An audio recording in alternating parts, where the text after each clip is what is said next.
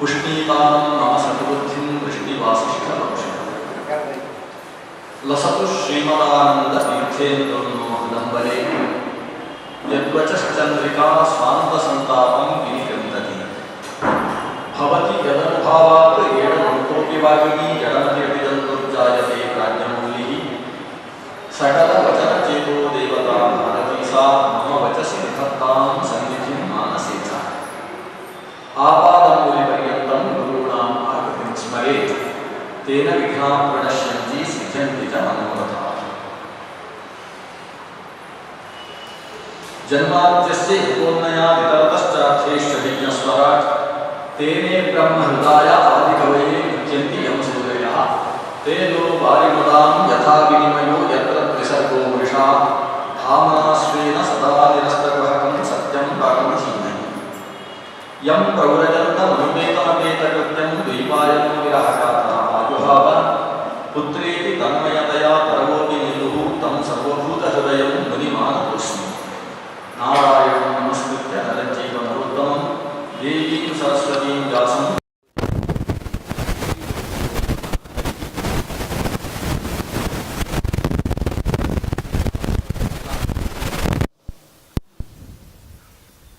ಸ್ವಲ್ಪ ಮಾತ್ರ ನಿನ್ನೆ ಶ್ರವಣ ಮಾಡಿದ್ದೇವೆ. ತ್ವಷ್ಟೃ ಪ್ರಜಾಪತಿಯ ಮಂತ್ರದ ಬಲದಿಂದ ಅಗ್ನಿಯಿಂದ ಆವಿರ್ಭೂತನಾದಂತಹ ವೃತ್ರ ಸುರ ವಿರೋಧಿಯಾದ್ದರಿಂದ ಅಸುರ ಅನ್ನುವ ಶಬ್ದಕ್ಕೆ ಭಾಜನನಾದವ. ಅಸುರ ಅಂದರೆ ರಕ್ಕಸ ಅಂತ ಅರ್ಥ ಅಲ್ಲ. ಅಸುರ ಅಂದರೆ ಸುರ ಅಲ್ಲದೇ ಇದ್ದವ ಅನ್ನುವುದು ಅರ್ಥ ಅಲ್ಲ. ಸುರ ಅಲ್ಲದೇ ಇದ್ದವ ಅಸುರ ಅಂತಾದರೆ ನಾವೆಲ್ಲರೂ ಅಸುರರಾಗಬೇಕು. ಆದರೆ ನಮ್ಮನ್ನು ನಾವು ಅಸುರ ಅಂತ ಹೇಳಿಕೊಳ್ಳುವುದಕ್ಕೆ ಇಷ್ಟಪಡುವುದಿಲ್ಲ.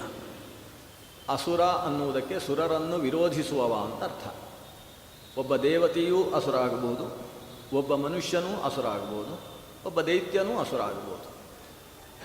ಒಂದು ಸ್ವರೂಪದಲ್ಲಿ ದೇವತಾ ಸ್ವರೂಪಿಯಾದಂತಹ ವೃತ್ರ ಅಸುರನಾಗಿದ್ದ.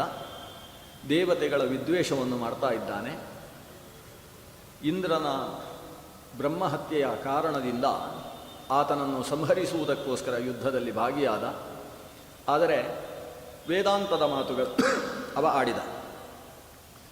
ಇದನ್ನು ಪ್ರಶ್ನಿಸ್ತಾನೆ ಇಂದ್ರ. ಇಂಥ ಸಾಧನೆ ನಿನ್ನಿಂದ ಹೇಗಾಯಿತು? ನೀನು ಸಿದ್ಧನಾಗಿ ಬಿಟ್ಟಿದ್ದೀಯಲ್ಲ. ಈ ಪ್ರಶ್ನೆಗೆ ಉತ್ತರವನ್ನು ಶುಕಾಚಾರ್ಯರು ಪರೀಕ್ಷಿತ್ ರಾಜನಿಗೆ ನಿರೂಪಣೆ ಮಾಡ್ತಾರೆ. ಯಾಕೆ ವೃತ್ರ ಅಸುರನಾಗಿದ್ದು ಕೂಡ ಇಷ್ಟು ದೊಡ್ಡ ಜ್ಞಾನವನ್ನು ಪಡೆದಿದ್ದಾನೆ? ಭಗವಂತ ಹೇಗಿಡ್ತಾನೋ ಹಾಗೆ ನಡೆಯುತ್ತೆ. ಲೋಕದಲ್ಲಿ ನಡೆಯುವ ಪ್ರತಿಯೊಂದು ವ್ಯವಹಾರವೂ ಕೂಡ ಇದು ಭಗವಂತನಿಂದ ನಿರ್ದೇಶಿಸಲ್ಪಟ್ಟಂತಹ ನಾಟಕ. ಒಂದು ನಾಟಕದಲ್ಲಿ ಒಬ್ಬ ರಾಮನ ಪಾತ್ರಧಾರಿ ಇರ್ತಾನೆ, ಇನ್ನೊಬ್ಬ ರಾವಣನ ಪಾತ್ರಧಾರಿ ಇರ್ತಾನೆ. ರಾವಣನ ಪಾತ್ರಧಾರಿ ಶಾರೀರಿಕವಾಗಿ ಬಲಶಾಲಿಯಾಗಿರ್ತಾನೆ. ರಾಮನ ಪಾತ್ರಧಾರಿ ಶಾರೀರಿಕವಾಗಿ ಬಲಹೀನನಾಗಿದ್ದಾಗ ರಾವಣ ಪಾತ್ರಧಾರಿ ವ್ಯಕ್ತಿತ್ವಕ್ಕೆ ನಾನು ರಾಮನ ಕೈಯಲ್ಲಿ ಸೋಲುವುದು ಅಂದರೆ ಏನರ್ಥ? ನನ್ನ ಶಕ್ತಿ ಎಲ್ಲ ವೇಸ್ಟ್ ಆಗುತ್ತಲ್ವ ಅಂತ ಯೋಚನೆ ಮಾಡಿ ನಾಟಕದಲ್ಲಿ ರಾಮನನ್ನೇ ಸಂಹರಿಸುವ ಕೆಲಸ ಮಾಡ್ತಾನಾ? ಇಲ್ಲ. ಯಾಕಂದರೆ ಆತನಿಗೆ ನಿರ್ದೇಶಕರ ನಿರ್ದೇಶನ ಇರ್ತದೆ. ಈ ಯುದ್ಧದಲ್ಲಿ ರಾಮನ ಕೈಯಿಂದ ರಾವಣ ಪಾತ್ರಧಾರಿಯಾದ ನೀನು ಸಾಯಬೇಕು ಅಂತ ನಿರ್ದೇಶನ ಇರ್ತದೆ. ಆ ಭಗವಂತನ ನಿರ್ದೇಶಕ್ಕೆ ಅನುಗುಣವಾಗಿ ನಮ್ಮ ಲೋಕ ವ್ಯವಹಾರ ನಡೆಯುವುದು. ಯಥಾ ದಾರುಮಯೀ ನಾರಿ ಯಥಾ ಯಂತ್ರಮಯೋ ಮೃಗಃ ಏವಂ ಈಶತಂತ್ರಾಣಿ ವಿದ್ಧಿ ಮಾಯಯ. ಈ ಪ್ರಪಂಚದ ಎಲ್ಲವೂ ಕೂಡ ಈಶತಂತ್ರ, ಭಗವಂತ ಸ್ವತಂತ್ರ, ಅವನಿಗೆ ಪರತಂತ್ರವಾಗಿ ಲೋಕವೆಲ್ಲವೂ ನಡೆಯುತ್ತೆ. ಹೇಗೆ ದಾರುಮಯ ಒಂದು ಮರದಿಂದ ಉಂಟು ಮಾಡಿದ ಕೀಲುಗೊಂಬೆ ಅದು ಕೀಲಿಗೆ ಸರಿಯಾಗಿ ಚಲಿಸುತ್ತದೆ. ಯಂತ್ರಮಯವಾದಂತಹ ಮೃಗ, ಯಂತ್ರಕ್ಕೆ ನಾವು ಎಷ್ಟು ಕೀಲಿ ಕೊಟ್ಟಿದ್ದೇವೆ ಅಷ್ಟಕ್ಕೆ ಅದು ಸಂಚರಿಸುತ್ತೆ. ಹಾಗೆ ಭಗವಂತನಿಗೆ ಪರತಂತ್ರವಾಗಿ ಲೋಕವೆಲ್ಲವೂ ನಡೀತಾ ಇದೆ ಅನ್ನುವ ಮಾತನ್ನೆಲ್ಲ ಇಲ್ಲಿ ವೃತ್ರ ಆಡ್ತಾನೆ ಅಂತ ಹೇಳಿದರೆ, ವೃತ್ರ ನಿಜವಾಗಿಯೂ ದೊಡ್ಡ ಸಿದ್ಧಿಯನ್ನು ಪಡೆದಿದ್ದಾನೆ. ಅಂಥ ಸಿದ್ಧಿ ವೃತ್ರನಿಗೆ ಹೇಗೆ ಬಂತು ಅನ್ನೋದು ಪ್ರಶ್ನೆ. ಅದಕ್ಕೆ ಶುಕಾಚಾರ್ಯರು ಉತ್ತರ ಕೊಡ್ತಾರೆ. ಹಿಂದೆ ಒಬ್ಬ ರಾಜ ಇದ್ದ, ಚಿತ್ರಕೇತು ಅಂತ ಆತನ ಹೆಸರು. ಆತನಿಗೆ ಮಕ್ಕಳಿರಲಿಲ್ಲ ಅನ್ನುವುದು ಒಂದು ಮಾತ್ರ ದೋಷ. ವಸ್ತುತಃ ಅನೇಕ ಪತ್ನಿಯರಿದ್ದರು. ಆ ಪತ್ನಿಯರ ಸಂಖ್ಯೆ ಹೇಳಲಿಕ್ಕೆ ಹೆದರಿಕೆ ಆಗ್ತದೆ. ಭಾಗವತ ಇಷ್ಟೊಂದು ದೊಡ್ಡ ಸಂಖ್ಯೆ. ನಮಗೆ ಭಾಗವತದಲ್ಲಿ ಭಾರೀ ಪತ್ನಿಯರು ಯಾರು ಅಂತ ಹೇಳಿದರೆ ಕೃಷ್ಣನಿಗೆ 16,108 ಅನ್ನೋದು ದೊಡ್ಡ ಸಂಖ್ಯೆ ಅಂತ ಅನಿಸಿದೆ. ಆದರೆ ಅದು ಈ ಚಿತ್ರಕೇತುವಿನ ಪತ್ನಿಯರ ಸಂಖ್ಯೆಯ ಮುಂದೆ ಲೆಕ್ಕಕ್ಕೆ ಇಲ್ಲ. ಯಾಕಂದರೆ ತಸ್ಯ ಭಾರ್ಯಾ ಸಹಸ್ರಾಣಾಂ ಸಹಸ್ರಾಣಿ ದಶಾಭವನ್, ಅವನಿಗೆ ಎಷ್ಟು ಹೆಂಡತಿಯರು ಅಂದರೆ 1,000,000 ಹೆಂಡತಿಯರಿದ್ದರು ಅಂತ ಭಾಗವತ ಉಲ್ಲೇಖ ಮಾಡುತ್ತೆ. ಅದು ಏನು ಕಥೆ ಏನು ಅಂತ ನನಗೂ ಅರ್ಥ ಆಗಲಿಲ್ಲ. 1,000,000 ಹೆಂಡಂದಿರು ಅಂದರೆ ಯಾವ ಅರ್ಥದಲ್ಲಿ, ಏನು ಕಥೆ?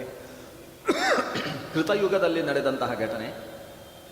ಕೃತಯುಗದಲ್ಲಿ 11,000,000 ವರ್ಷ ಜೀವನ ಇರತಕ್ಕಂತಹ ರಾಜ ಆತ ಚಿತ್ರಕೇತು.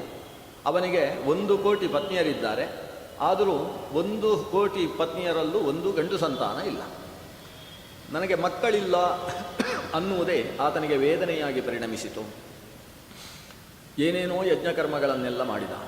ಯಾರು ಜ್ಞಾನಿಗಳು ಮನೆಗೆ ಬಂದರೂ ಅವರಿಂದ ಏನು ಅನುಷ್ಠಾನ ಮಾಡಬೇಕು ಅಂತ ಕೇಳಿ ಅವರ ಆಶೀರ್ವಾದವನ್ನು ಪಡ್ಕೊಂಡು ಅನುಷ್ಠಾನದಲ್ಲಿ ತೊಡಗ್ತಾನೆ. ಅಂಥ ಸಂದರ್ಭದಲ್ಲಿ ಚಿತ್ರಕೇತುವಿನ ಮನೆಗೆ ಅಂಗಿರೋ ಮಹರ್ಷಿಗಳು ಬರ್ತಾರೆ. ಗೋತ್ರ ಪ್ರವರ್ತಕರಾದ ಆಂಗಿರಸರು ಬರ್ತಾರೆ.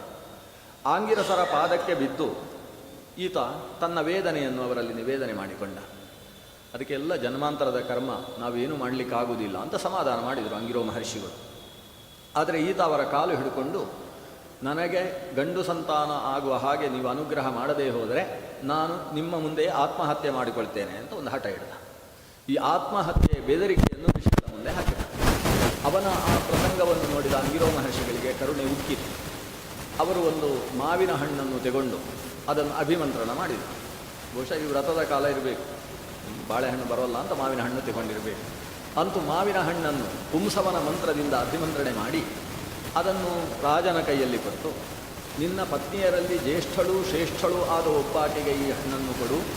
ಇದರ ಪರಿಣಾಮವಾಗಿ ಆಕೆಯ ಗರ್ಭಶುದ್ಧಿಯಾಗಿ ಅಲ್ಲಿ ನಿನ್ನ ಮೂಲಕವಾಗಿ ಗರ್ಭ ನಿಲ್ತದೆ. ಆ ಮೂಲಕ ಒಂದು ಗಂಡು ಸಂತಾನ ಆಗುತ್ತೆ. ಆದರೆ ಇದರಿಂದ ಆನಂದ ಪಡಬೇಡ, ಯಾಕಂದರೆ ಅದು ಶೋಕವನ್ನು ಹರ್ಷವನ್ನು ಜೊತೆಗೆ ಕೊಡುವ ಮಗುವಾಗಿರುತ್ತೆ ಅಂತೇಳಿ. ಇವನಿಗೆ ಮಗು ಆಗುತ್ತೆ ಅನ್ನೋದು ಸಾಕಾಯಿತು. ಉಳಿದದ್ದು ಯಾವುದನ್ನು ಆತ ಕೇಳಿಸಿಕೊಳ್ಳಿಲ್ಲ. ಜೊತೆಗೆ ಹಣ್ಣನ್ನು ಹೆಣ್ಣಂದಿರಿಗೆಲ್ಲ ಹಾಲು ಮಾಡುವ ದಶರಥ ಮಾಡಿದ ಹಾಗೆ ಮಾಡಬಾರ್ದು ಅಂತ ಹೇಳಿದ್ದಾರೆ. ದಶರಥನಿಗಾಗುವಾಗ 3 ಜನ ಮಹಿಷಿಯರಿದ್ದು ಅವರಿಗೆ ಹಂಚಿದರೆ ಸಾಕಾಗ್ತದೆ. ಇಲ್ಲಿ 1,000,000 ಜನಕ್ಕೆ ಹಂಚುವುದಕ್ಕೆ ಸಾಧ್ಯ ಇಲ್ಲ. ಹಾಗಾಗಿ ಜ್ಯೇಷ್ಠ ಶ್ರೇಷ್ಠಾತ ಯಾ ಭಾರ್ಯ ಕೃತದ್ಯುತಿ ರೀತಿ ಸ್ಮೃತ, ದೊಡ್ಡವಳಾದಂತಹ ಕೃತದ್ಯುತಿ ಅನ್ನುವ ತನ್ನ ಪ್ರಿಯಳಾದಂತಹ ಪತ್ನಿಗೆ ಈ ಹಣ್ಣನ್ನು ಕೊಟ್ಟ. ಹೀಗೆ ರಾಜ ಕೊಟ್ಟ ಹಣ್ಣನ್ನು ಸ್ವೀಕಾರ ಮಾಡಿದಂತಹ ಆಕೆ ಗರ್ಭವತಿಯಾಗ್ತಾಳೆ. ಒಂದು ಗಂಡು ಮಗುವಿಗೆ ತಾಯಿಯಾಗ್ತಾಳೆ. ಮಗು ಹುಟ್ಟಿತು ಅಂತ ಎಲ್ಲರಿಗೂ ಆನಂದ. ಇಡೀ ದೇಶಕ್ಕೆ ದೇಶವೇ ಹುಟ್ಟು ಕುಪ್ಪಳಿಸಿ ರಾಜಸಂತಾನ ವೃದ್ಧಿಯಾಯಿತು ಅನ್ನುವ ಕಾರಣದಿಂದ ಎಷ್ಟು ದಿವಸ? ಕೇವಲ 2 ತಿಂಗಳ ಕಾಲ. ಏನು ಸಮಸ್ಯೆ ಆಯಿತು ಅಂತ ಹೇಳಿದರೆ 2 ತಿಂಗಳಾಯಿತು. ಈ ನಮ್ಮ 99,999 ಹೆಣ್ಣಂದಿರಿದ್ದಾರಲ್ಲ, ಅವರಿಗೆಲ್ಲ ಬೇಸರ ಪ್ರಾರಂಭ. ನಮಗೆ ಗಂಡು ಸಂತಾನ ಇಲ್ಲ, ದೊಡ್ಡವಳಿಗೆ ಒಬ್ಬಳಿಗೆ ಒಂದು ಗಂಡು ಸಂತಾನ. ಇದರ ಪರಿಣಾಮ ಏನಾಗಿದೆ ಅಂತ ಹೇಳಿದರೆ, ರಾಜ ಆಕೆಯ ಜೊತೆಗೆ ಇರ್ತಾನೆ, ನಮ್ಮ ಹತ್ರ ಒಂದು ಸಲವೂ ಕಣ್ಣೆತ್ತಿಯೂ ನೋಡ್ತಾ ಇಲ್ಲ. ಆದ್ದರಿಂದ ಅವಳಿಗೂ ಗಂಡು ಸಂತಾನ ಇಲ್ಲದೆ ಹೋಗಿದ್ದಿದ್ರೆ ಸಮಸ್ಯೆ ಇರ್ತಿರಲಿಲ್ಲ. ಎಲ್ಲರನ್ನು ಒಂದೇ ರೀತಿಯಿಂದ ನೋಡ್ತಾ ಇದ್ದ ರಾಜ. ಆದರೆ ಇವತ್ತು ಅವಳೇ ಎಲ್ಲರಿಗಿಂತ ದೊಡ್ಡವಳಾಗಿ ಬಿಟ್ಟಿದ್ದಾಳೆ. ನಾಳೆ ಅವಳು ರಾಜ ಮಾತೆಯಾಗ್ತಾಳೆ. ರಾಜ ಮಾತೆಯಾದ ಮೇಲೆ ನಾವೆಲ್ಲ ಆಕೆಯ ದಾಸಿಯರಾಗ್ತೇವೆ. ಹೀಗೆಲ್ಲ ಯೋಚನೆ ಮಾಡಿದ್ರು. ಅವರಿಗೆ ಹಾಗೆ ಯೋಚನೆ ಮಾಡಬೇಕು ಅಂತ ಯಾರು ಹೇಳಿಕೊಟ್ಟದ್ದು ಗೊತ್ತಿಲ್ಲ. ಸಹಜ ಸ್ವಭಾವದಿಂದ ಹಾಗೆ ಯೋಚನೆ ಮಾಡಿದರು.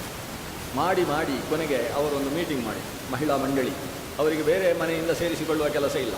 ಅವರ ಮನೆಯಲ್ಲೇ ಅಷ್ಟು ಜನ ಇರುವುದರಿಂದ ಪ್ರತ್ಯೇಕವಾಗಿ ನಿರ್ಧರಿಸಿದರು. ಏನಂದರೆ, ಈಗ ಈ ಮಗುವಿನಿಂದಾಗಿ ನಮಗೆ ಸಮಸ್ಯೆ ಆಗಿರೋದು, ಆ ಮಗುವನ್ನು ಸಂಹಾರ ಮಾಡಿಬಿಟ್ಟಿತು ಅಂತ ಹೇಳಿದರೆ ಸಮಸ್ಯೆ ಇಲ್ಲ. ಆಗ ಕೆಲವರು ಹೇಳಿದ್ದು, ಸಂಹಾರ ಮಾಡುವುದು ಅನ್ನೋದು ದೊಡ್ಡ ತಪ್ಪು, ಶಿಶು ಹತ್ಯೆ ಆಗ್ತದೆ, ಎಷ್ಟಾದರೂ ನಮ್ಮ ಮಗನೇ ಅಲ್ವಾವ ಅಂತ ಕೆಲವರು ಹೇಳಿದರು. ಹೌದು, ನಮ್ಮ ಮಗನೇ, ಅದಕ್ಕೆ ಸಂಹಾರ ಮಾಡುವುದಕ್ಕೆ ನಾವೇನು ಮಾಡಬೇಕಾಗಿಲ್ಲ, ಅಂತೂ ಅವ ಇರಬಾರ್ದು ಅಷ್ಟೇ ಅಲ್ವಾ. ಅದಕ್ಕೆ ನಮ್ಮ ದಾಸಿಯ ಕೈಯಲ್ಲಿ ಹಾಲು ಕೊಟ್ಟು ಕಳಿಸುವ, ಅವಳು ಹಾಲು ಕೊಡಿಸಬೇಕು. ಆ ಹಾಲಿಗೆ ಸ್ವಲ್ಪ ವಿಷ ಯಾರಾದರೂ ಹಾಕಬೇಕು, ಇಷ್ಟೇ. ಅಂತೂ ನಿರ್ಧಾರ ಆಯಿತು, ಯಾರು ವಿಷ ಹಾಕುವುದು ಅನ್ನೋದರ ಬಗ್ಗೆ ಚರ್ಚೆ ನಡೆಯಿತು. ಕೊನೆಗೆ ತೀರ್ಮಾನ ಆಯಿತು. ಅಂತೂ ವಿಷ ಹಾಕಿದರು. ಒಂದು ದಿವಸ ಬೆಳಗ್ಗೆ ಮಗು ಹೇಳ್ತಾ ಇಲ್ಲ ಅಂತ ಗಲಾಟೆ ಶುರುವಾಯಿತು. ಇಡೀ ಅರಮನೆ ಅಳುವುದಕ್ಕೆ ಪ್ರಾರಂಭವಾಯಿತು. ಮತ್ತೆ ರಾಜ ಎದೆ ಬಡ್ಕೊಂಡು, ನಾನು ಬದುಕಿ ಏನು ಪ್ರಯೋಜನ ಅಂತ ಅಳುವುದಕ್ಕೆ ಶುರು ಮಾಡಿದ್ದಾನೆ. ಅಷ್ಟರಲ್ಲಿ ರಾಜನ ಹತ್ರ ಅಂಗಿರೋ ಮಹರ್ಷಿಗಳು ಬರ್ತಾರೆ. ಯಾಕಂದರೆ ಅವರಿಗೆ ಗೊತ್ತಿತ್ತು ಇದು ಹೀಗೆ ಆಗುವುದು ಅಂತ. ಆ ದೃಷ್ಟಿಯಿಂದಲೇ ಯಾವಾಗ ಜನ್ಮಾಂತರದ ಪುಣ್ಯ ಇಲ್ಲವೋ, ಮಕ್ಕಳ ಜೊತೆಗೆ ಜೀವನ ಮಾಡುವ ಪುಣ್ಯ ಇಲ್ಲದೇ ಇದ್ದಂತಹ ವ್ಯಕ್ತಿಗೆ ತಮ್ಮ ಪುಣ್ಯವನ್ನು ಧಾರೆ ಎಳೆದರೆ ಅದು ಎಷ್ಟು ಅಂತ ಕೊಡ್ಬೋದು. ಹಾಗಾಗಿ ಅಂಗಿರೋ ಮಹರ್ಷಿಗಳು ಬರುವಾಗ ನಾರದ ಮಹರ್ಷಿಗಳನ್ನು ಜೊತೆಗೆ ಕರ್ಕೊಂಡು ಬಂದರು. ಯಾಕಂದರೆ ದೊಡ್ಡ ಚರ್ಚೆ ಆಗುತ್ತೆ, ಗಲಾಟೆ ಆಗುತ್ತೆ. ನಾರದರಿದ್ದರೆ ಹೇಗಾದರೂ ನಿಭಾಯಿಸ್ತಾರೆ ಅಂತ. ಬಹಳ ಚತುರ, ತ್ರಿಲೋಕ ಸಂಚಾರಿ ಮಾತ್ರ ಅಲ್ಲ, ಕಲಹಪ್ರಿಯ. ಕಲಹಪ್ರಿಯ ಅಂತ ಸುಮ್ಮನೆ ಹೆಸರು. ವಸ್ತುತಃ ಕ ಅಂದರೆ ಕಮಲಜ, ಲ ಅಂದರೆ ಲಕ್ಷ್ಮೀಪತಿ, ಹ ಅಂದರೆ ಹರ. ಈ ತ್ರಿಮೂರ್ತಿಗಳಿಗೆ ಪ್ರಿಯನಾದ್ದರಿಂದ ಕಲಹಪ್ರಿಯ ಅಂತ ಹೆಸರು ಅವನಿಗೆ.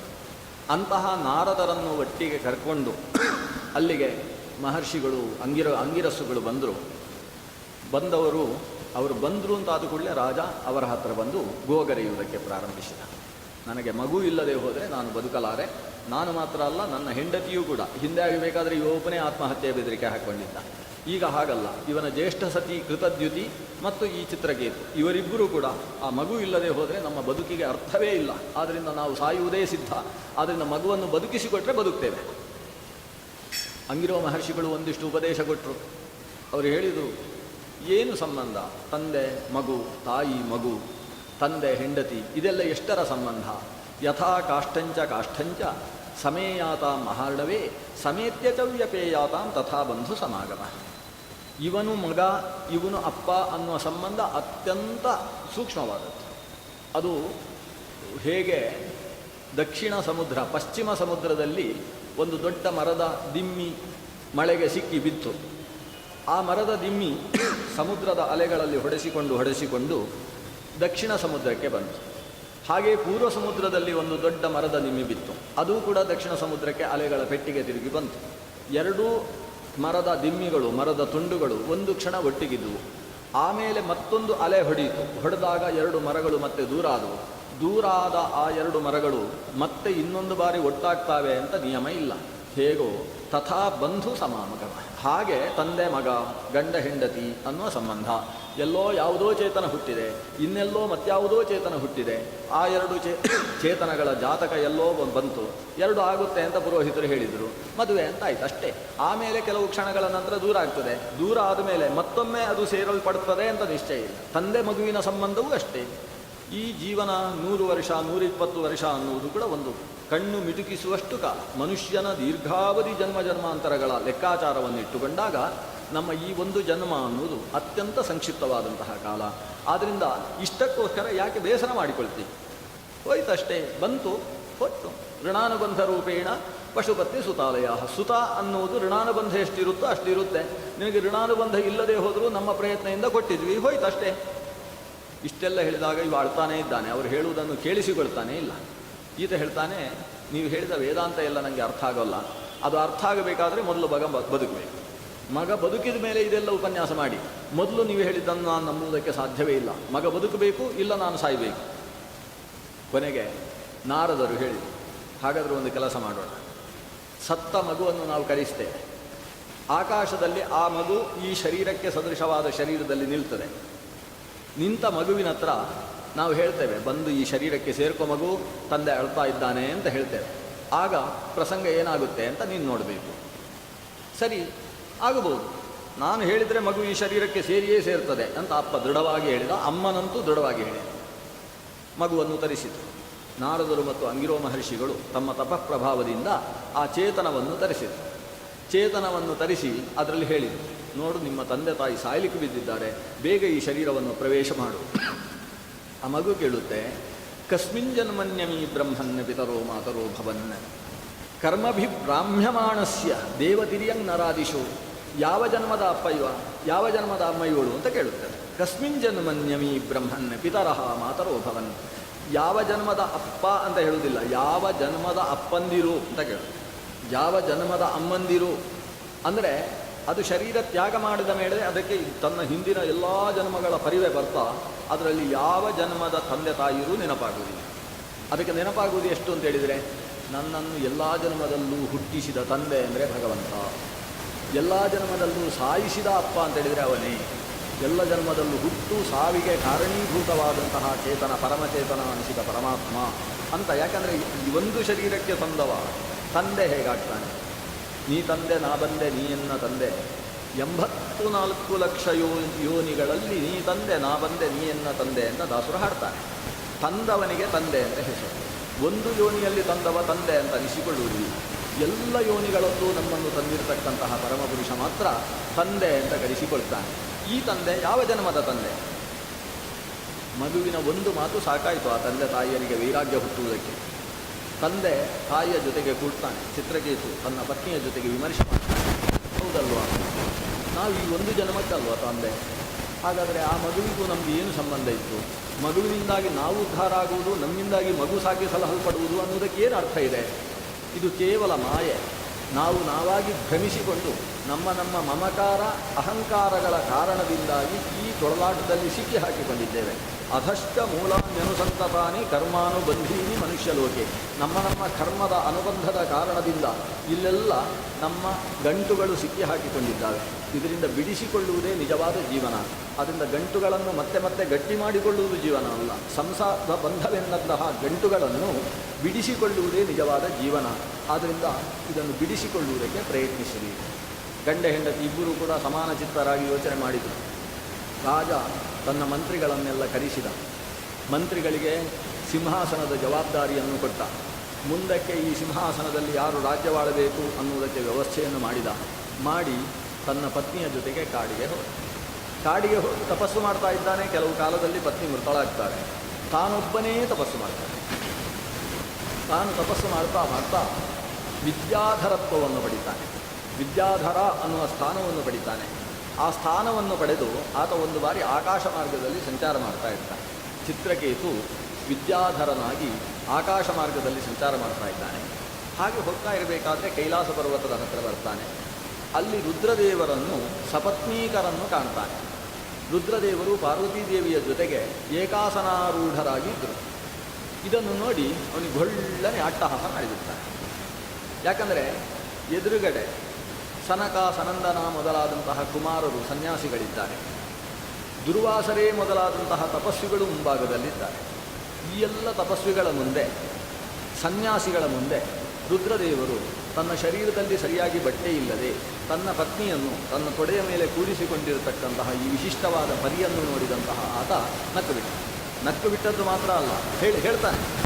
ಪ್ರಾಯಃ ಗ್ರಾಮ್ಯ ಜನರೂ ಕೂಡ, ನಾಗರಿಕ ಸಂಸ್ಕಾರವಿಲ್ಲದೇ ಇರತಕ್ಕಂತಹ ಸಾಮಾನ್ಯ ಕಾಡು ಜನರೂ ಕೂಡ ತನ್ನ ಪತ್ನಿಯವೊಂದಿಗೆ ಏಕಾಂತದಲ್ಲಿರ್ತಾರೆ.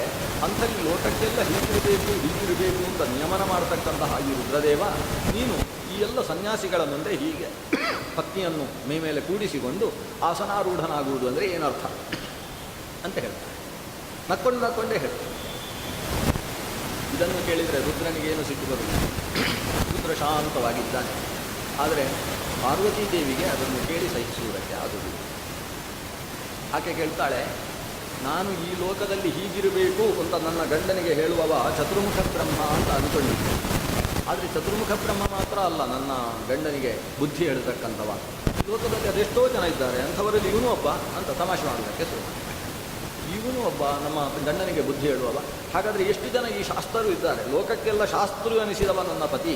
ಅಂಥಲ್ಲಿ ನನ್ನ ಪತಿಯನ್ನೇ ಶಾಸನ ಮಾಡ್ತಾನೆ ಅಂದರೆ ಇವ ಯಾವ ಸಾಮಾನ್ಯ ಮನುಷ್ಯ? ಇವ ಇನ್ನು ಹೀಗೆ ಮಾತಾಡ್ತಾನಲ್ಲ, ಇವನಿಗೆ ಬುದ್ಧಿ ಕೆಟ್ಟಿದೆಯೋ ಅಂತ ಮಾತಾಡ್ತಾನೆ. ಅದನ್ನು ಅವಳು ಬೈಯುವುದಕ್ಕೆ ಪ್ರಾರಂಭಿಸಿ ನೋಡ್ತಾನೆ. ನೋಡಿದ ಕೂಡಲೇ ಅವನಿಗೆ ಬೇಸರ ಆಯಿತು. ನಾನು ಮಾತಾಡಿದ್ದು ಅತಿಯಾಯಿತು, ಹೀಗೆ ಮಾತಾಡಬಾರ್ದಿತ್ತು ಅಂತ ಚಿತ್ರಕೇತುವಿಗೆ ಅನ್ನಿಸಿ ಕೈ ಮುಗಿದುಕೊಂಡು ಅವಳ ಮುಂದೆ ತಲೆ ಬಗ್ಗಿಸಿದಾಗ ಇವ ಬಯಸಿಕೊಂಡ್ರೆ ಸಿಕ್ಕಾಬಿಟ್ಟೆ ಬಯಸಿಕೊಳ್ಳುವ ಅಂತ ಇನ್ನೂ ಸಿಟ್ಟು ಜಾಸ್ತಿ ಆಯಿತಾಗಿ. ಯಾಕೆ ಚಂಡಿಯೇ ಆಗಿದೆ. ಚಂಡಿ ಚಾಮುಂಡಿ ಅಂತ ಕರೀತಾರೆ. ಚಂಡೀಸರು, ಅದು ಪಾರ್ವತಿಗೆ ಒಂದು ಹೆಸರು ಚಂಡಿ ಅಂತ. ಸಿಕ್ಕಾಬಿಟ್ಟೆ ಸಿಟ್ಟು ಬಂದಾಗ ಅವತ್ತು ದಾಕ್ಷಾಯಿಣಿ ದೇವಿ ದಕ್ಷ ಯಜ್ಞಕ್ಕೆ ಹೋದಾಗ ಮಾಡಿಕೊಂಡ ಸಿಟ್ಟದು. ಆ ರೀತಿಯ ಸಿಟ್ಟು ಮಾಡಿಕೊಂಡು ಶಾಪವನ್ನೇ ಕೊಟ್ಟರು. ನಿನಗೆ ತಂದೆಯ ಸ್ಥಾನದಲ್ಲಿರ್ತಕ್ಕಂತಹ ರುದ್ರನಿಗೆ ತಾಯಿಯ ಸ್ಥಾನದಲ್ಲಿರ್ತಕ್ಕಂತಹ ನನ್ನನ್ನು ಕೂಡಿಸಿಕೊಂಡದ್ದು ತಪ್ಪು ಅಂತ ನೀನು ಆಡಿದೆಯಲ್ಲ, ಇಷ್ಟು ಕೆಟ್ಟ ಮಾತು ಆಡಿರ್ತಕ್ಕಂತಹ ನೀನು ಅಸುರ ಜನ್ಮದಲ್ಲಿ ಹುಟ್ಟಿಬಿಡು ಅಂತ ಒಂದು ಶಾಪ ಕೊಟ್ಟುಕೊಳ್ಳೆ ಇವನಿಗೆ ಸಮಾಧಾನ ಆಯಿತು. ಅಂತೂ ಈ ತಾಯಿಗೆ ಸಿಟ್ಟು ಹೋಯ್ತಲ್ಲ. ಯಾಕಂದರೆ ಶಾಪ ಹೋದ ಕೂಡಲೇ ಸಿಟ್ಟು ಹೋಗುತ್ತೆ. ಅದು ಸರ್ಪಕ್ಕೆ ಸಿಕ್ಕಾಬಟ್ಟೆ ಸಿಟ್ಟು ಬಂದಿರುತ್ತೆ. ಸಿಟ್ಟು ಬಂತು ಅಂತ ಒಂದು ಸಲ ಕಚ್ಚುತ್ತೆ. ಕಚ್ಚಿದಾಗ ಒಳಗಿದ್ದ ವಿಷ ಹೊರಗೆ ಬರ್ತದೆ. ವಿಷ ಹೊರಗೆ ಬಂತೋ ಅದು ಆಮೇಲೆ ಸಮಾಧಾನ, ಬೇಕಾದರೆ ಆಶೀರ್ವಾದ ಮಾಡಿ ಹೋಗ್ತದೆ. ಅದು ವಿಷ ಇರುವಲ್ಲಿಯ ತನಕ ಅದಕ್ಕೆ ಸಿಟ್ಟು, ವಿಷ ಹೋದ ಕೂಡಲೇ ಸಮಾಧಾನ. ಹಾಗೆ ಅದು ನಮ್ಮ ಮೈಗೆ ಕಚ್ಚಬೇಕು ಅಂತಿಲ್ಲ. ನಾವೊಂದು ಮರದ ದಿಮ್ಮಿ ಕೊಟ್ಟು ಅದಕ್ಕೆ ಕಚ್ಚಿಸಿದರೂ ಕೂಡ ಅದಕ್ಕೆ ಸಿಟ್ಟು ಹೋಗಿ ಮತ್ತೆ ಮುಂದಕ್ಕೆ ಸಾಗುತ್ತೆ. ಹಾಗೆ ಈ ಸಿಟ್ಟು ಬಂದಂತಹ ತಪಸ್ವಿಗಳಿಗೂ ಕೂಡ ಸಿಟ್ಟನ್ನು ವಾಂತಿ ಮಾಡುವುದು ಹೇಗೆ ಅಂದರೆ ಶಾಪದ ಮೂಲಕವಾಗಿ. ಹಾಗಾಗಿ ಶಾಪ ಕೊಟ್ಟರು ಅಂದರೆ ಮತ್ತೆ ಸಮಾಧಾನ ಆದಲು ಅಂತ ಅರ್ಥ. ಶಾಪ ಸಿಕ್ಕಿದ ಕೂಡಲೇ ಇವ ಕೈ ಹಿಡ್ಕೊಂಡು ಅವಳ ಮುಂದೆ ಹೋಗಿ, ನೀನು ಕೊಟ್ಟ ಶಾಪವನ್ನು ನಾನು ಶಿರಸಾವಹಿಸಿದ್ದೇನೆ, ಪೂರ್ಣವಾಗಿ ನಾನು ಸ್ವೀಕರಿಸಿದ್ದೇನೆ ತಾಯಿ. ಆದರೆ ಯನ್ಮನ್ಯಸೇ ಅಸಾಧೂತಂ ತತ್ವೈ ಕ್ಷಮಸ್ವ ಭಾವಿನಿ, ನಾನು ನಿನ್ನಲ್ಲಿ ಕೇಳಿಕೊಳ್ಳುವುದಿಷ್ಟೇ. ಅಹಂ ಪ್ರಸಾದಯೇ ತ್ವಾಂ ಶಾಪಪ್ರಾಯ ಭಾವಿನಿ, ನಾನು ನಿನ್ನ ಹತ್ರ ಪ್ರಸನ್ನಳಾಗು ಅಂತ ಕೇಳ್ತಾ ಇರುವುದು ನನ್ನ ಶಾಪವನ್ನು ಉಶಾಪಗೊಳಿಸು ಅಂತಲ್ಲ. ಮತ್ತು ನೀನು ಕೊಟ್ಟ ಶಾಪವನ್ನು ಪೂರ್ಣವಾಗಿ ನಾನು ಸ್ವೀಕರಿಸ್ತೇನೆ. ಆದರೂ ನಿನ್ನನ್ನು ಸ್ತೋತ್ರ ಮಾಡಿ ಪ್ರೀತಿಗೊಳಿಸ್ತಾ ಇದ್ದೇನೆ. ಯಾಕಂದರೆ ನಾನು ಆಡಿದ್ದು ತಪ್ಪು ಅಂತ ನಿನ್ನ ಮನಸ್ಸಲ್ಲಿದೆ ಅಲ್ಲ. ನಾನು ತಪ್ಪೇ ಆಡಿರಬಹುದು. ನಿನ್ನ ಮಗನ ಸ್ಥಾನದಲ್ಲಿರ್ತಕ್ಕಂತಹ ನಾನು ತಪ್ಪು ಆಡಿದರೂ ಕೂಡ ಅದನ್ನು ತಪ್ಪು ಆಡಿದ ಇವ ಹಾಳಾಗಿ ಹೋಗಲಿ ಅನ್ನೋ ಮನಸ್ಥಿತಿ ಏನಿದೆ ಅದೊಂದು ದಯವಿಟ್ಟು ಬದಲಾಯಿಸಬೇಕು. ನಾನು ಅಚಾತುರ್ಯ ಮಾಡಿದ್ದೇನೆ, ನನ್ನ ಮೇಲೆ ಅನುಗ್ರಹ ಮಾಡು. ಎಲ್ಲಿಯ ತನಕ ತಾಯಿಯ ಸ್ಥಾನದಲ್ಲಿರ್ತಕ್ಕಂತಹ ನೀನು ಈ ಮಗ ತಪ್ಪು ಮಾಡಿದ್ದಾನೆ ಅಂತ ಮನಸ್ಸಿನಲ್ಲಿ ಅಂದುಕೊಂಡಿರ್ತೀಯೋ ಅಲ್ಲಿಯ ತನಕವೂ ನನಗೆ ಉಚ್ಚ ಶ್ರೇಯಸ್ಸಿನ ಗತಿಯೇ ಇಲ್ಲ ಅಂತ ಹೋಗುತ್ತೆ. ಅದನ್ನ ಹಿರಿಯರು ಮಕ್ಕಳ ಬಗ್ಗೆ ಈತ ತಪ್ಪು ಮಾಡಿದ್ದಾನೆ, ಒಳ್ಳೆಯವನಲ್ಲ ಅನ್ನೋ ಭಾವವನ್ನು ಎಲ್ಲಿಯ ತನಕ ತನ್ನ ತಲೆಯಲ್ಲಿ ಧರಿಸಿರ್ತಾರೋ ಅಲ್ಲಿಯ ತನಕ ಆತನಿಗೆ ಶರೀರ ತ್ಯಾಗವಾದರೂ ಕೂಡ ಉಚ್ಚಗತಿ ಪ್ರಾಪ್ತಿಯಾಗುವುದಿಲ್ಲ. ಹಾಗಾಗಿ ಯನ್ಮನ್ಯಸೆ ಅಸಾಧುಕ್ತಂ, ನಾನು ಅಸಾಧು ಮಾತಾಡಿದೆ ಅಂತ ನಿನ್ನ ಮನಸ್ಸಿನಲ್ಲಿದೆ ಅಲ್ಲ, ಅದನ್ನು ಮನಸ್ಸಿನಿಂದ ದೂರ ಮಾಡಿ ನನ್ನನ್ನು ಅನುಗ್ರಹಿಸಬೇಕು. ಇವನ ಪ್ರಾರ್ಥನೆ ಕೇಳಿ ಆಕೆಗೂ ಆಶ್ಚರ್ಯ ಆಯಿತು. ಸಾಮಾನ್ಯವಾಗಿ ಶಾಪ ಬಿದ್ದು ಕೂಡಲೇ ಕಾಲಿಗೆ ಬಿದ್ದು ಏನಾದರೂ ಮಾಡಿ ಶಾಪ ಪರಿಹಾರ ಮಾಡಿ ಅಂತ ಕೇಳುವವರು ಇರ್ತಾರೆ. ಆದರೆ ಇವನು ಶಾಪ ಬಿದ್ದು ಕೂಡಲೇ ಖುಷಿ, ನೀನು ಶಾಪ ಗಟ್ಟಿಯಲ್ಲ, ಸಮಾಧಾನ ಆಯ್ತಲ್ಲ, ಆಗಲಿ ಅನುಗ್ರಹ ಮಾಡು, ಮನಸ್ಸಿನಲ್ಲಿ ಈತ ತಪ್ಪು ಮಾಡಿದ್ದಾನೆ ಅನ್ನೋ ಭಾವ ಮಾತ್ರ ಬಿಟ್ಟುಬಿಡು ಅಂತ ಬಹಳ ಸಾತ್ವಿಕನಾಗಿ ಕೇಳ್ತಾ ಇದ್ದಾನಲ್ಲ. ಆಶ್ಚರ್ಯವಾಗುತ್ತೆ. ತನ್ನ ಗಂಡನ ಮುಖ ನೋಡ್ತಾಳೆ. ರುದ್ರದೇವ ನಗ್ತಾ ಇರ್ತಾನೆ. ಹೋಗು ಅಂತ ಹೇಳ್ತಾನೆ ಇವನ ಹತ್ರ. ಇವ ಅಲ್ಲಿಂದ ಹೊರಟು ಪಾರ್ವತಿ ಹತ್ರ ರುದ್ರ ಹೇಳ್ತಾನೆ, ನೋಡಿದ್ಯಾ ತಪಶ್ಚರ್ಯ ಮಾಡಿ ವಿಷ್ಣುವನ್ನು ಸಾಕ್ಷಾತ್ಕಾರ ಮಾಡಿಕೊಂಡು ವಿದ್ಯಾಧರತ್ವವನ್ನು ಪಡೆದಂತಹ ಪರಮ ವೈಷ್ಣವ. ಇಂತಹ ವೈಷ್ಣವರಿಗೆ ನಾವು ಯಾವತ್ತೂ ಶಾಪಗೊಳಿಸಲು ಹೋಗಬಾರ್ದು. ಅವರು ಅಕಸ್ಮಾತ್ ತಪ್ಪು ಮಾಡಿದ ವೈಷ್ಣವ ಮಾಡಿದ ಅಪರಾಧ ಅನ್ನುವ ಕಾರಣದಿಂದ ನಾವು ಕ್ಷಮಿಸ್ತೀವಿ. ಅವರಿಗೆ ಶಾಪವನ್ನು ಕೊಟ್ಟರೆ ಏನಾಗುತ್ತೆ ನೋಡಿದ್ಯಾ? ನಮ್ಮದೇ ಅಲ್ವ ಬುದ್ಧಿ ಹೋದದ್ದು, ನಮ್ಮದೇ ಮರ್ಯಾದೆ ಹೋದದ್ದು. ಅವನು ಶಾಪವನ್ನು ಅಷ್ಟು ಚೆನ್ನಾಗಿ ಸ್ವೀಕರಿಸಿ ನಿನ್ನ ಮುಂದೆ ನಿನಗಿಂತ ದೊಡ್ಡವನಾಗಿ ಬಿಟ್ಟ. ಸಿಟ್ಟು ಮಾಡಿಕೊಂಡು ಬೈದವರು ಚಿಕ್ಕವರಾಗ್ತಾರೆ, ಬೈದದ್ದನ್ನು ಪ್ರೀತಿಯಿಂದ ಸ್ವೀಕಾರ ಮಾಡಿದವರು ದೊಡ್ಡವರಾಗ್ತಾರೆ. ಅವ ಏನು ತಪ್ಪು ಮಾಡಿದ ಅಂತ ನೀವು ಶಾಪ ಕೊಟ್ಟು, ಅವ ಹೇಳಿದ್ರಲ್ಲಿ ಯಾವ ತಪ್ಪಿದೆ? ಲೋಕಕ್ಕೆ ಶಿಕ್ಷಣವನ್ನು ಕೊಡ್ತಕ್ಕಂತಹ ಲಿಂಗದೇವತೆ ಅಂತ ಅನಿಸಿದಂತಹ ನಾನು, ಯೋನಿ ದೇವತೆ ಅಂತ ಅನಿಸಿದಂತಹ ನಿನ್ನ ಜೊತೆಗೆ ಈ ಸನ್ಯಾಸಿಗಳ ಮುಂದೆ ಕೂತದ್ದು ತಪ್ಪು ಅಂತ ಅವ ಹೇಳಿದರೆ ತಪ್ಪಾಗಿರ್ಬೋದು. ಅದು ಯಾಕೆ ಅನ್ನೋದನ್ನು ನಾವು ಅವನಿಗೆ ನಿರೂಪಿಸಬೇಕೇ ಹೊರತು ಅವನ ಬುದ್ಧಿಯನ್ನೇ ಶಾಪದಿಂದಾಗಿ ಕ್ಷೀಣಗೊಳಿಸುವ ಕೆಲಸವನ್ನು ನಾವು ಮಾಡಬಾರ್ದು. ಇನ್ನೂ ಮುಂದುವರಿಸಿ ಹೇಳ್ತಾನೆ ರುದ್ರದೇವ, ಅಷ್ಟೇ ಅಲ್ಲ, ಆ ವ್ಯಕ್ತಿ ನೀನು ಕೊಟ್ಟ ಶಾಪಕ್ಕೆ ಪ್ರತಿಶಪ್ತಂ ಅಲಂತಮ, ಪ್ರತಿಶಾಪ ಕೊಡುವ ಸಾಮರ್ಥ್ಯ ಇತ್ತು ಅವನಲ್ಲಿ.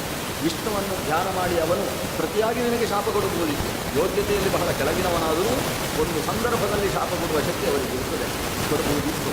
ಆದರೆ ಕೊಡಿ ಪೂರ್ಣವಾಗಿ ತಾಯಿಯಿಂದ ನಿನ್ನ ಪಾದಕ್ಕೆ ಬಿದ್ದ. ಅದು ಕೂಡ ಶಾಪ ವಿಮೋಕ್ಷಕ್ಕೋಸ್ಕರ ಅಲ್ಲ, ಕೇವಲ ನಿನ್ನ ಮನಸ್ಸಿನ ಅನುಗ್ರಹಕ್ಕೋಸ್ಕರ. ಹಾಗಾಗಿ ಇಂಥ ವಿಷ್ಣು ಭಕ್ತರ ಮಾಹಾತ್ಮೆಯನ್ನು ತಿಳಿಬೇಕು ಅಂತ ತನ್ನ ಪತ್ನಿಗೆ ರುದ್ರ ಹೇಳಿ.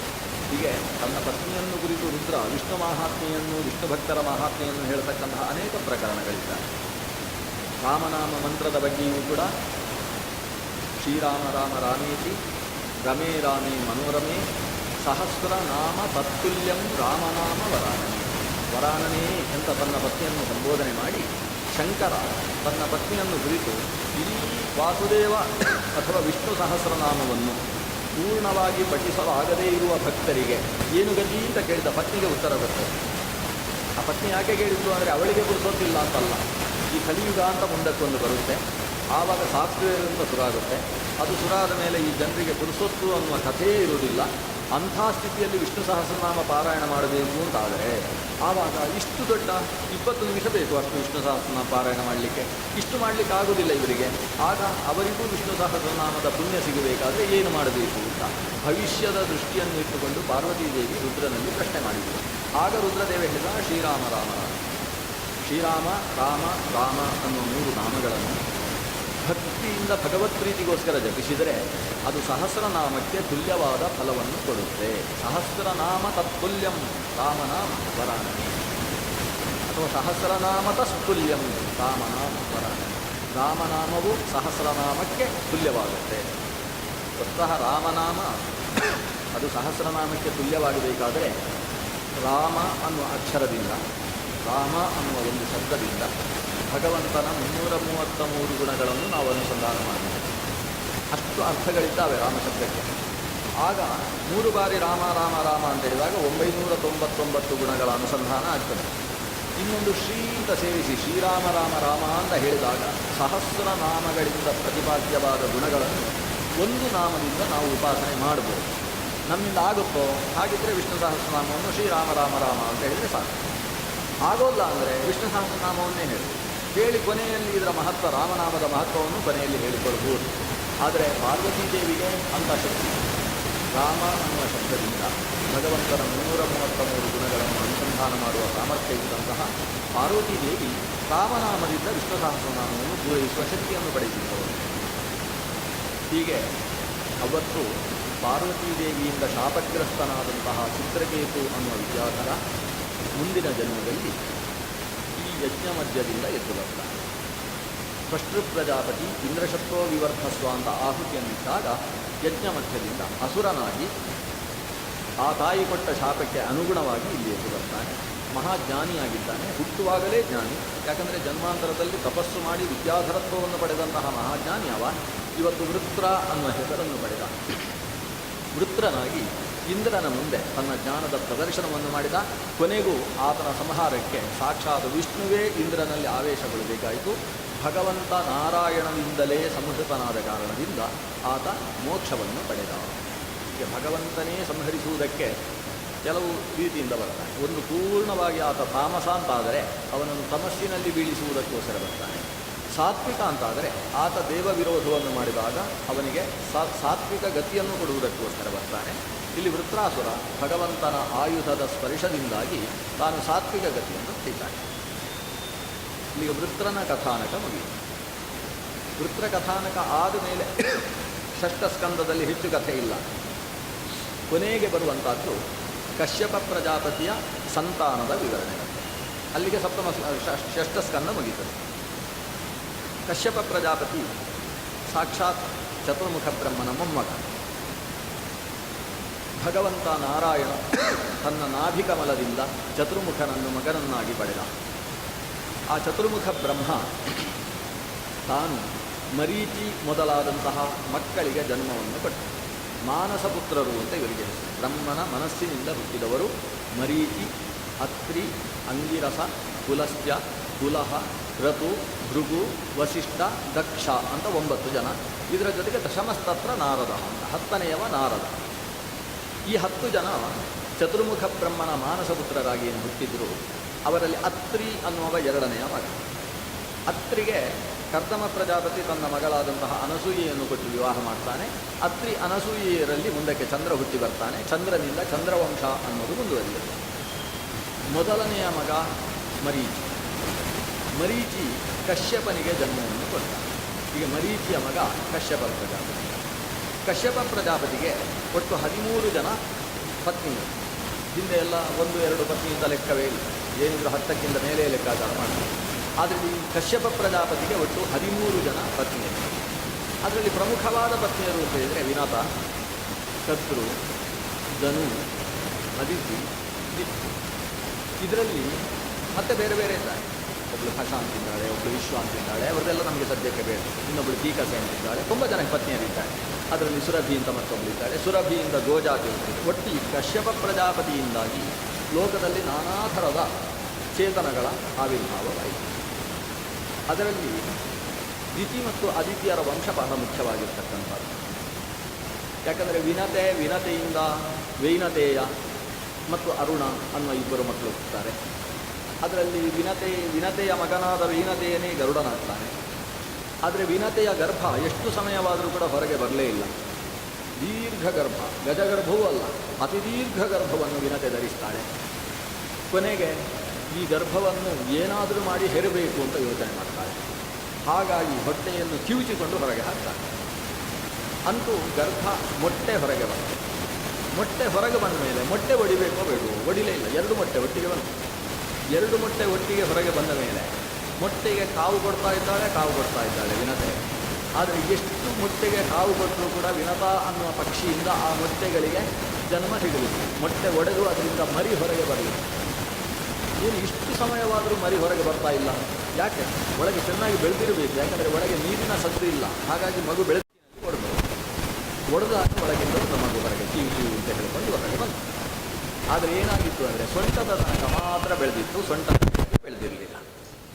ಅದು ಸೊಂಟದ ತನಕ ಕೆಳಗಿನ ಕಾಲು ಇಲ್ಲದೆ ಇರತಕ್ಕಂತಹ ಮಗು ಅದರಿಂದ ಹೊರಗೆ ಬಂತು. ಆ ತಾಯಿಗೆ ಹೆದರಿಕೆ. ಆಕೆ ಕಶ್ಯಪ ಪ್ರಜಾಪತಿಯಲ್ಲಿ ಹೇಳ್ತಾಳೆ, ಇಂಥ ಒಂದು ಅಚಾತುರ್ಯ ಆಗಿ ಹೋಗಿದೆ, ಅವಸರವೇ ತೊಂದರೆಗೆ ಕಾರಣ ಅಂತ ನಾನು ತಿಳಿಯದೇ ಇಂಥ ಅಪಚಾರವನ್ನು ಮಾಡಿಬಿಟ್ಟೆ. ಆ ಮಗುವನ್ನು ಮೊದಲೇ ಹೊಟ್ಟೆಯಿಂದ ಅವಸರದಲ್ಲಿ ಹೊರಗೆ ಹಾಕಿದ್ದೆ. ಕಾವು ಕೊಟ್ಟು ಅದು ಗರ್ಭದಿಂದ ಮರಿ ಹೊರಗೆ ಬರುವ ತನಕ ಕಾಯಬೇಕಿತ್ತು, ಆದರೆ ತಪ್ಪು ಮಾಡಿದ್ದೇನೆ. ಕಶ್ಯಪ ಹೇಳಿದ, ಎಲ್ಲ ದೈವ ಸಂಕಲ್ಪ, ಅದರಲ್ಲಿ ನಿನ್ನ ತಪ್ಪು ಮಗುವಿನ ತಪ್ಪು ಯಾರು ಯೋಚನೆ ಮಾಡು, ಅವರವರ ಪೂರ್ವಕರ್ಮಕ್ಕೆ ಅನುಗುಣವಾಗಿ ಜನ್ಮ ಅನ್ನೋದು ಇರ್ತದೆ. ಆದ್ದರಿಂದ ಬೇಸರಿಸಬೇಡ, ಆದರೆ ಎಚ್ಚರವಾಗಿರು, ಇನ್ನೊಂದು ಮೊಟ್ಟೆಯಾದರೂ ಪೂರ್ತಿಯಾಗಿ ಒಡೆದು ಮಗು ಹೊರಗೆ ಬರುವ ತನಕ ಕಾಯು. ಇದರ ಪರಿಣಾಮ ಏನಾಯಿತು? ಮತ್ತೆ ಕೆಲವು ಸಮಯ ಆಯಿತು. 1 ತಿಂಗಳಾದ ಮೇಲೆ ಮತ್ತೊಂದು ಮೊಟ್ಟೆ ಒಡೆದಾಗ ಒಂದು ಅತ್ಯಂತ ಶಕ್ತಿಶಾಲಿಯಾದಂತಹ ಒಂದು ಮಗು ಹೊರಗೆ ಬಂತು. ಆ ಹಕ್ಕಿಗೆ ಗರುಡ, ವಿನತೆಯ ಮಗನಾದ್ದರಿಂದ ಆ ಮಗುವನ್ನು ವೈನತೆಯ.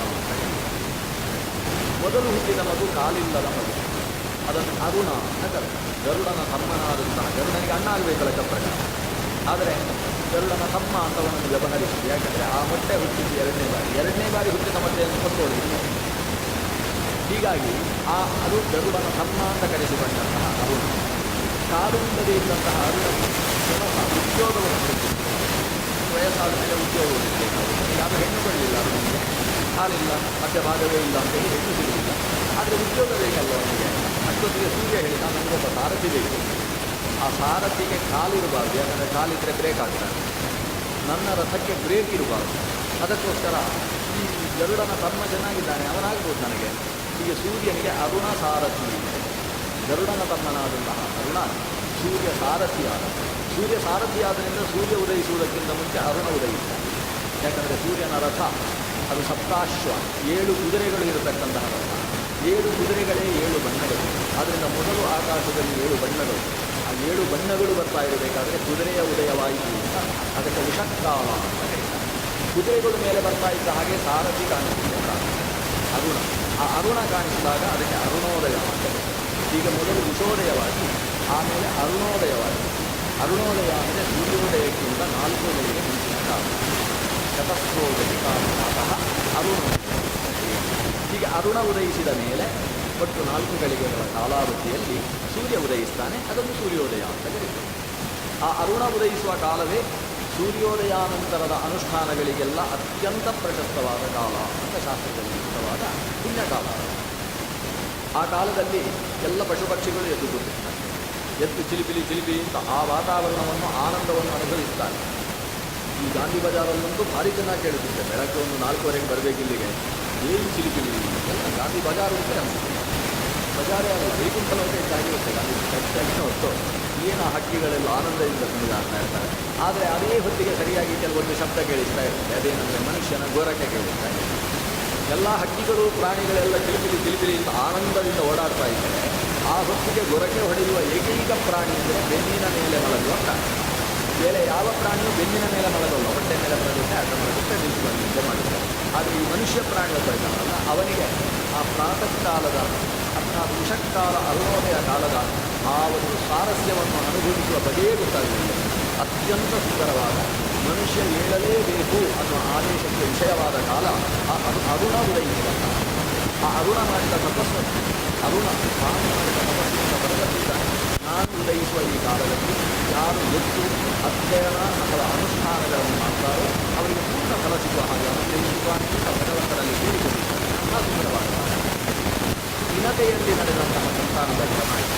ಈಗ ಹೆಸರು ಕಥೆಯನ್ನು ಕೇಳಿದರೆ ಉದ್ದ ಯಾಕಂದರೆ ಸುರಭಿ ಅಂತ ಆ ಸುರಭಿಯಲ್ಲಿ ಗೋಜಾತಿ ಇರ್ತದೆ.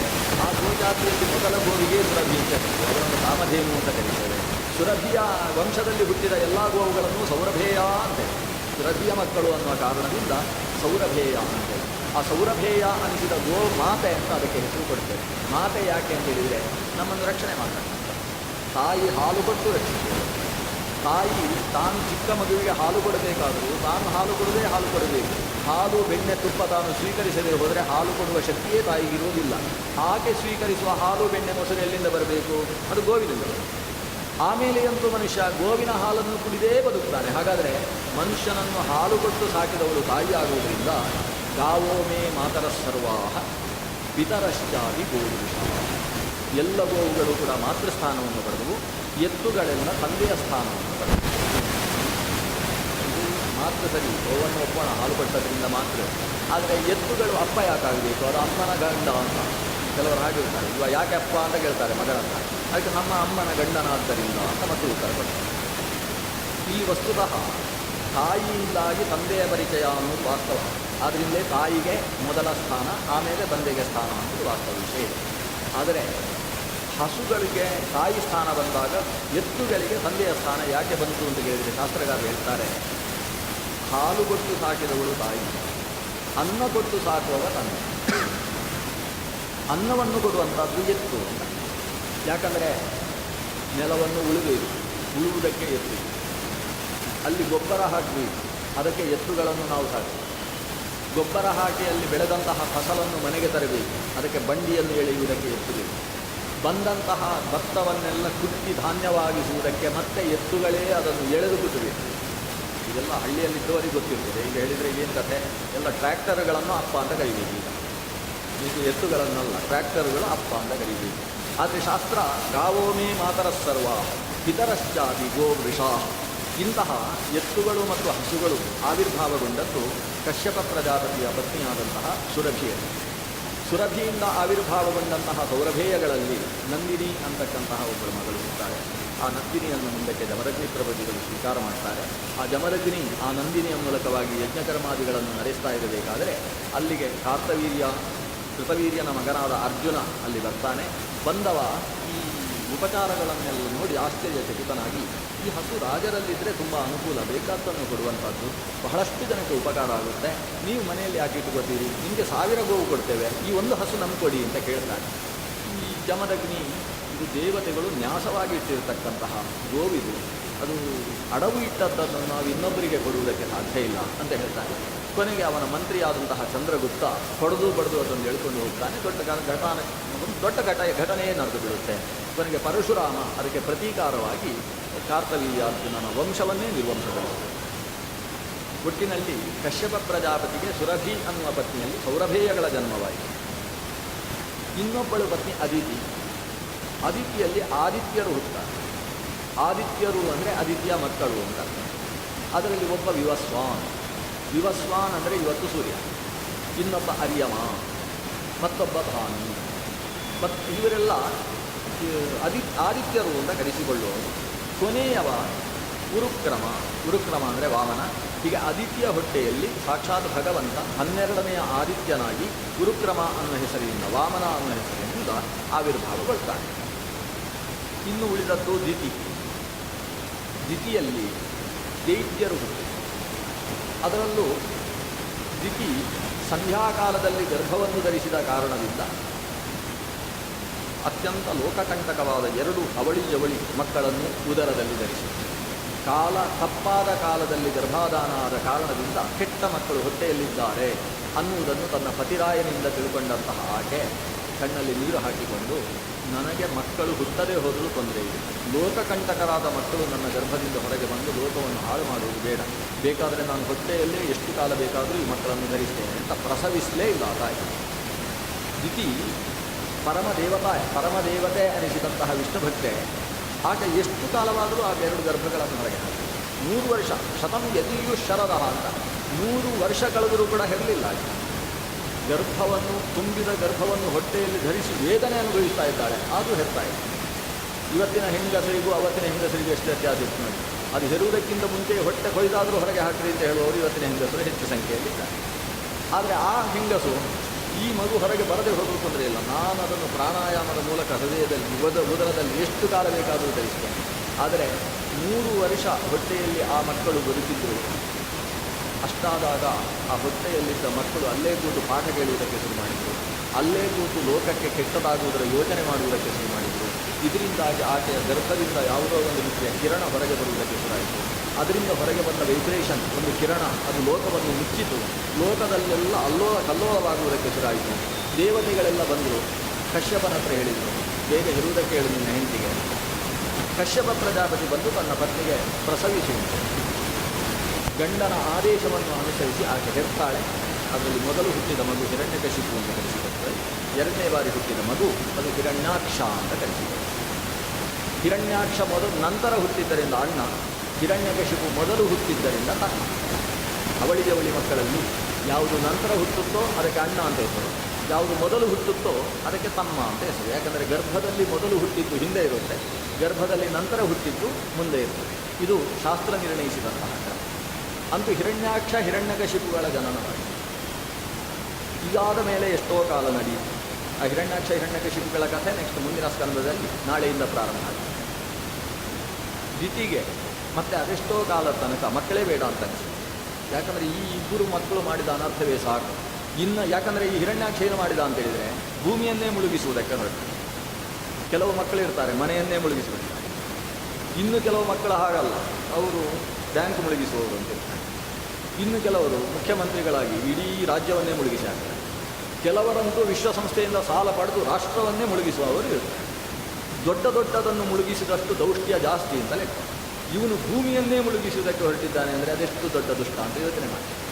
ಅಂಥ ಹಿರಣ್ಯಾಕ್ಷ, ಇನ್ನೊಬ್ಬ ಹಿರಣ್ಯಕಶಿಪು, ಇಂಥ ಮಕ್ಕಳನ್ನು ಪಡೆದ ಮೇಲೆ ಇನ್ನು ಮಕ್ಕಳು ಬೇಡಪ್ಪ ಅಂತ ಅನ್ನಿಸಿಬಿಟ್ಟಿತ್ತು ದಿತಿಗೆ. ಆದರೆ ಅಂಥ ದಿತಿಗೆ ಮಗು ಬೇಕೇ ಬೇಕು ಅಂತ ಒಂದು ಕಾಲದಲ್ಲಿ ಅನ್ನಿಸಿತು. ಯಾಕಂದರೆ ಅವಳ ಮಕ್ಕಳು ಪೆಟ್ಟು ತಿಂದು ಆಸ್ತಿ ಇಲ್ಲದೆ ಇರುವ ಪ್ರಸಂಗಕ್ಕೆ ಬರ್ತಾರೆ. ಯಾಕಂದರೆ ಹಿರಣ್ಯಾಕ್ಷ ಹಿರಣ್ಯಕಶಿಪು ಮಾತ್ರ ಅಲ್ಲ, ಅವರಲ್ಲಿ ಅನೇಕ ಮಕ್ಕಳು ಹುಟ್ಟಿದ್ದಾರೆ. ಹುಟ್ಟಿದ ಮಕ್ಕಳೆಲ್ಲ ರಾಜ್ಯ ಇಲ್ಲದೆ ಒದ್ದಾಡುವ, ಉದಾಹರಣೆಗೆ ಬಲಿ ರಾಜ್ಯ ಇಲ್ಲದೆ ಒದ್ದಾಡ್ತಾ ಇರುವುದನ್ನು ನೋಡಿ ನನ್ನ ಮಕ್ಕಳನ್ನು ಈ ದೇವತೆಗಳು ಯದ್ವಾತತ್ವ ಹೊಡಿತಾ ಇದ್ದಾರೆ, ಆದ್ದರಿಂದ ಇಂದ್ರನನ್ನು ಸಾಯಿಸುವ ಮಗ ನನಗೆ ಬೇಕು ಅಂತ ಅವಳಿಗೆ ಒಂದು ಸಲ ಅನ್ನಿಸಿ. ಅದಕ್ಕೋಸ್ಕರ ಆಕೆ ತಪಸ್ಸು ಪ್ರಾರಂಭ ಮಾಡಿ. ಯಾರನ್ನು ಕುರಿತು ತಪಸ್ಸು? ತನ್ನ ಗಂಡನಾದ ಕಶ್ಯಪನನ್ನು ಕುರಿತು ತಪಸ್ಸು. ನೋಡಿ, 10-14 ಹೆಂಡಂದಿರಿದ್ರೆ ಇದು ಸಮಸ್ಯೆ. ಗಂಡನನ್ನು ಪಡಿಬೇಕಾದ್ರೆ ತಪಸ್ಸು ಮಾಡಬೇಕಾದ್ರೆ ಗಂಡ ಅದೆಷ್ಟೋ ಕಾಲದ ನಂತರ ಇವಳ ತಪಸ್ಸನ್ನು ನೋಡಿ ಆಶ್ಚರ್ಯಚಕಿತನಾಗಿ ಅವಳ ಆಶ್ರಮಕ್ಕೆ ಬರ್ತಾನೆ. ಒಟ್ಟು ಅವನಿಗೆ 14 ಆಶ್ರಮ. ಆ 14 ಆಶ್ರಮದಲ್ಲಿ ಈ ದ್ವಿತೀಯ ಆಶ್ರಮಕ್ಕೆ ಒಂದು ದಿವಸ ಬರ್ತಾನೆ. ಬಂದಾಗ ಇವಳು ಭಾರೀ ಅನುಷ್ಠಾನ, ಯಾವ್ಯಾವುದೋ ವ್ರತಗಳು, ಈ ಅಧಿಕ ಮಾಸದಲ್ಲಿ ಹೆಂಗಸರು ಮಾಡುವ ವ್ರತಕ್ಕಿಂತ ಹೆಚ್ಚು ವ್ರತಗಳನ್ನೆಲ್ಲ ಮಾಡ್ತಾ ಇದ್ದಾರೆ. ಇಷ್ಟು ವ್ರತಾನುಷ್ಠಾನಕ್ಕೆ ಮಾಡ್ತಾ ಇರುವುದನ್ನು ನೋಡಿ ಆಶ್ಚರ್ಯದಿಂದ, ಏನು ಇಷ್ಟೆಲ್ಲ ಮಾಡಿದ್ದಿ? ನೋಡಿದರೆ ತುಂಬ ಪರಮ ಶಾಂತಳಾಗಿ ಹೋಗಿದ್ದಿ. ಬಹುಶಃ ಇಷ್ಟು ಕಾಲ ಉಪ್ಪು ಖಾರ ತಿನ್ನಲೇ ಇಲ್ಲ ಅಂತ ಅನಿಸುತ್ತೆ. ಹಾಗೆ ಇವಳು ಉಪ್ಪು ಖಾರ ಮಾತ್ರ ಅಲ್ಲ, ಅನ್ನವನ್ನೂ ತಿನ್ನಲಿಲ್ಲ. ಬರೀ ಹಾಲು ಹಣ್ಣಿನಿಂದ ನಾನು ಜೀವನ ಮಾಡ್ತಾ ಇದ್ದೇನೆ, ಯಾಕಂದರೆ ನಿಮ್ಮ ಅನುಗ್ರಹ ಆಗಬೇಕು.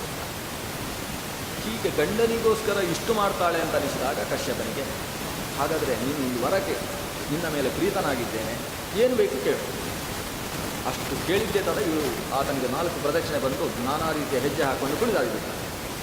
ಅವಳು ಇಷ್ಟು ಸಮಯ ಉಪವಾಸ ಮಾಡಿದ್ದಾಳೆ ಅನ್ನೋದೇ ಗೊತ್ತಾಗದೇ ಇರುವಷ್ಟು ಆನಂದದಿಂದ ಕುಣಿದುಬಿಟ್ಟು ಕುಣಿದು ಕುಪ್ಪಳಿಸಿ ಗಂಡನ ಮುಂದೆ ಬಂದು ಕಾಲು ಹಿಡ್ಕೊಂಡು ಕೇಳ್ತಾಳೆ, ನನಗೆ ಪುತ್ರಂ ಇಂದ್ರಹಣಂ ಋಣೇ, ಇಂದ್ರನನ್ನು ಸಾಯಿಸುವ ಮಗ ನನಗೆ ಬೇಕು ಅಂತ ಎದೆಗಟ್ಟಿ ಮಾಡಿಕೊಂಡು ಕೇಳಿಯಬೇಕು.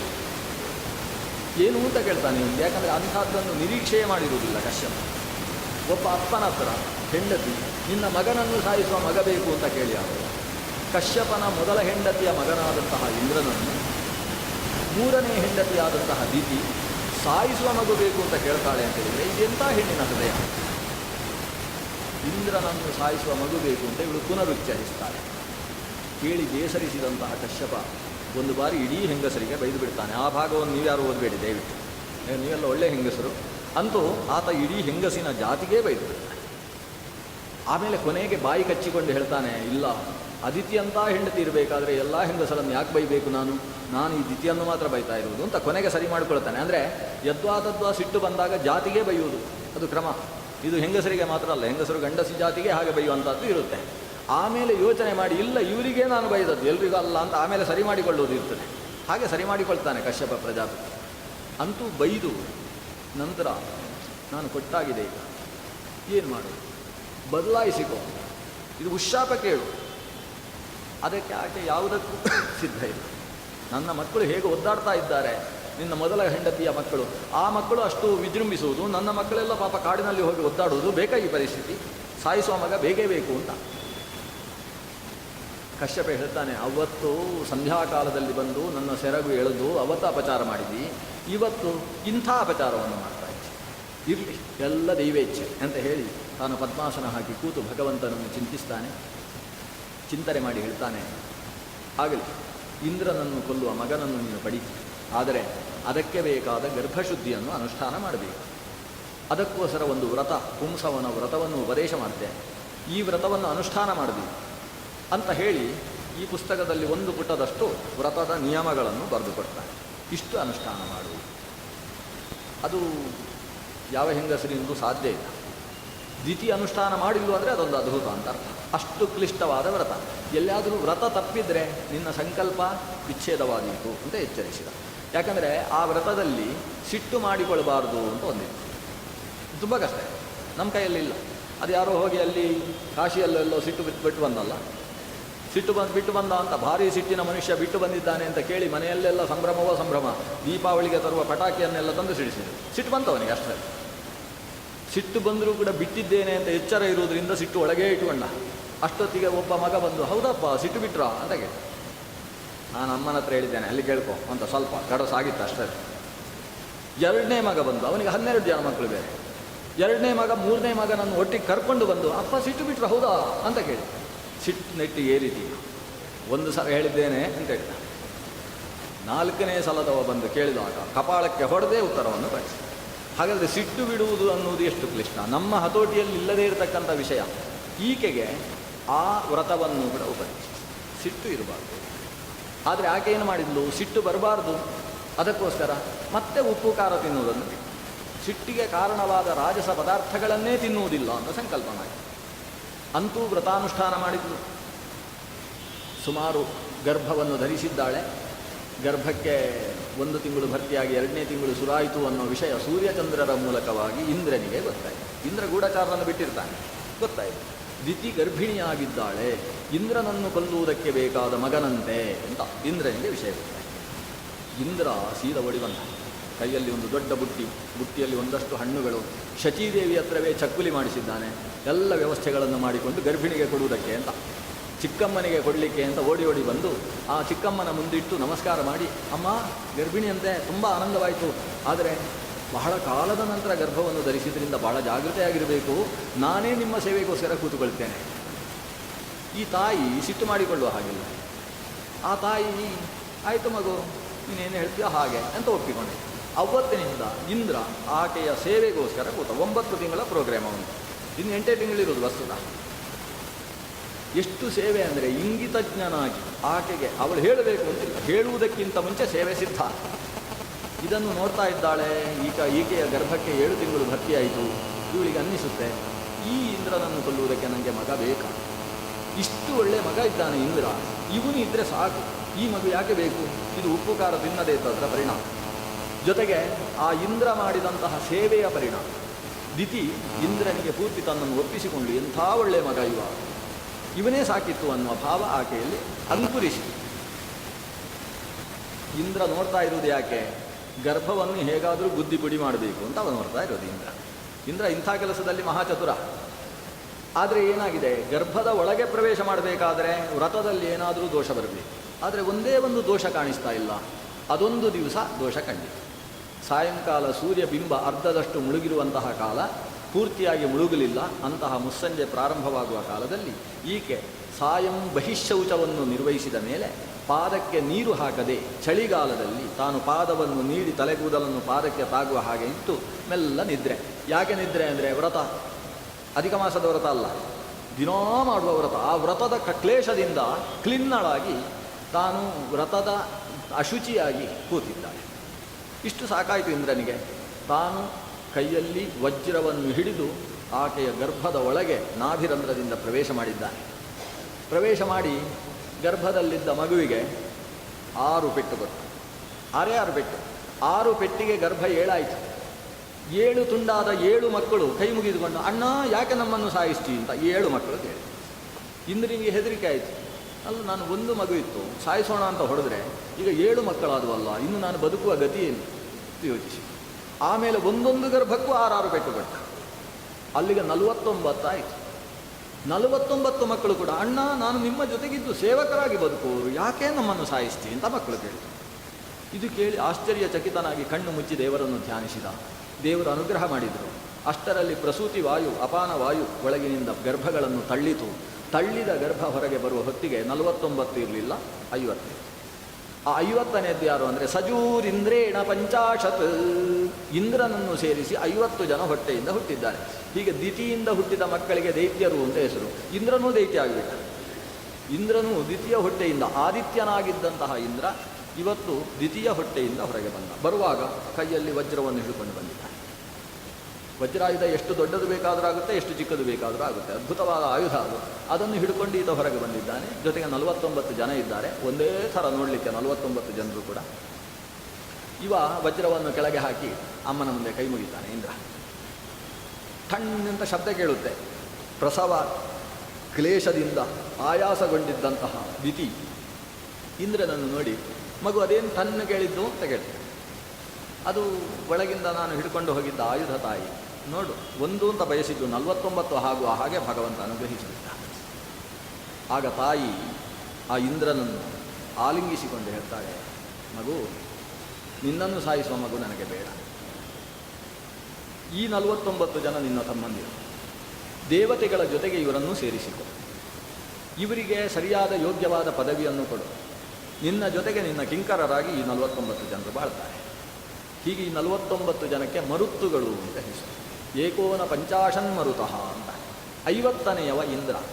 ಯಾರು ಈ ಮರುತ್ತುಗಳ ಜನ್ಮ ವೃತ್ತಾಂತವನ್ನು ಕೇಳ್ತಾನೋ ಅಂಥವನಿಗೆ ಸಾಯುವ ಕಾಲದಲ್ಲಿ ಭಗವಂತನ ಚಿಂತನೆ ಉಂಟಾಗ್ತದೆ ಅನ್ನೋ ವಿಶೇಷ ಫಲವನ್ನು ಹೇಳಿದ್ದಾರೆ. ವಿಶೇಷ ಭಗವದ್ಭಕ್ತಿಯನ್ನು ಹುಟ್ಟಿಸ್ತಕ್ಕಂತಹ ಕಥಾನಕ ಮರುಜ್ಜನ್ಮ.